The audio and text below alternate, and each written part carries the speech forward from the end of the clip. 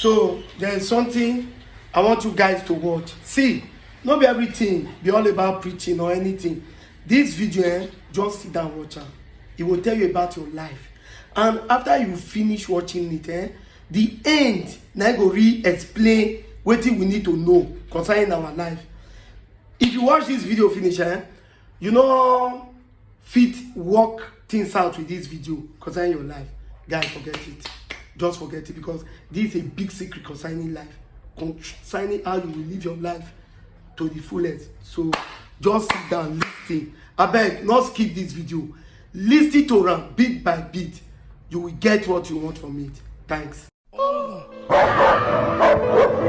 The man was trapped in a white room. If he pressed the buttons on the wall, a random item would appear, like potted plants and vases. Each button had a different effect. If he kept pressing the button, items would keep appearing endlessly. He wondered what would happen if he kept pressing, but this time, his hand slipped and pressed another button. A small car came out of the wall and hit him in the leg.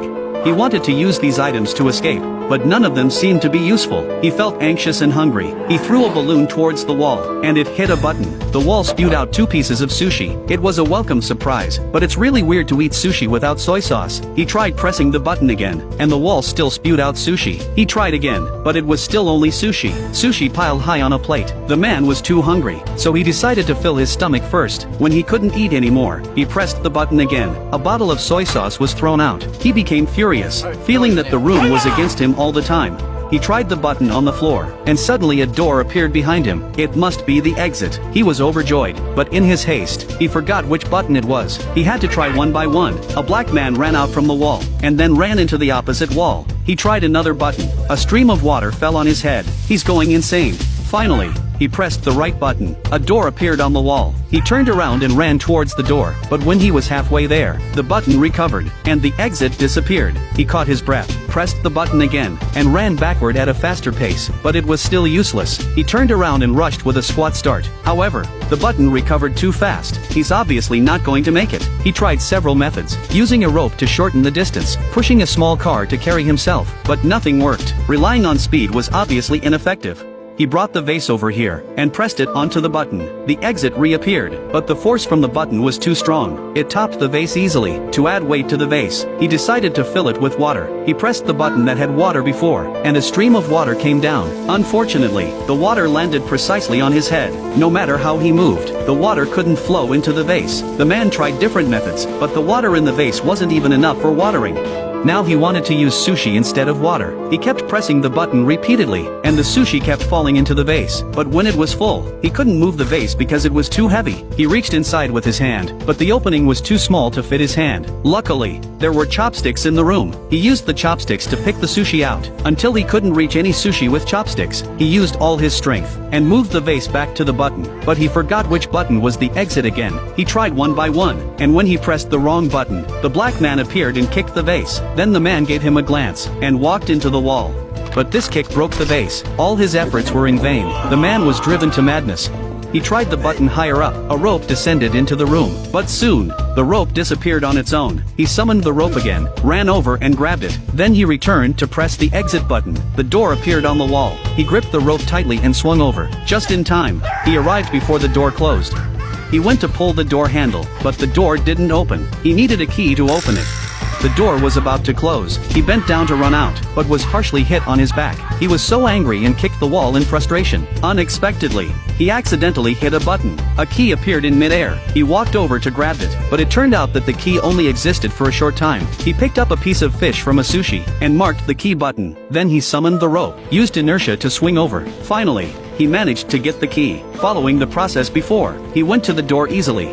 He used the key to open the door, but the door still wouldn't open. He looked up. There was a password lock on it. He was running out of time, so he got out of this small space. Now, he had run out of patience. He picked up the plunger and threw it away. It hit a button. The black man walked out from the wall, gave him a glance, and then walked away. At that moment, he suddenly realized that there were 3 numbers on the man's head. It must be the code for the door. He followed the method before, twisted the numbers one by one. After a few tries, sure enough, The password was correct. He finally opened the door. The door was pulled open, but the exit behind him closed. Now he was trapped in this small space. He wanted to pull the door and walk out, but the space was too tight. He couldn't squeeze through. He got stuck behind the door. Now he was done for. Even the white room behind was out of reach. He crouched in the corner and cried. He started to miss the room behind him. Although he didn't have freedom, at least he didn't have to worry about food, and there were toys to kill time too. After reflecting for a moment, the man noticed a gap in the wall. He reached out and pulled it, and it turned out to be a sliding door.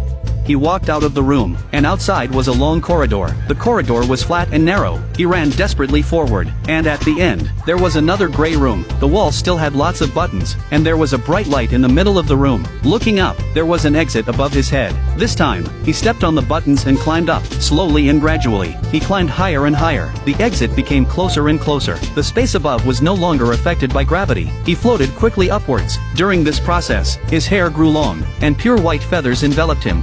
Finally, he flew out of the exit, bathing in a white light. That's the end of the film. It's a film that contained hidden metaphors. The pure white room represented a carefree childhood, where everything came easily. The corridor represented youth, firmly setting goals and moving forward. Climbing upwards in a darker room represented reaching middle age, facing the heavy pressures of life and society. Ascending further represented entering old age, remaining calm and composed. As the old saying goes, one at 30 should be established. At 40 not confused. At 50 he knows his destiny. After experiencing various tribulations and tests, life would achieve intellectual freedom.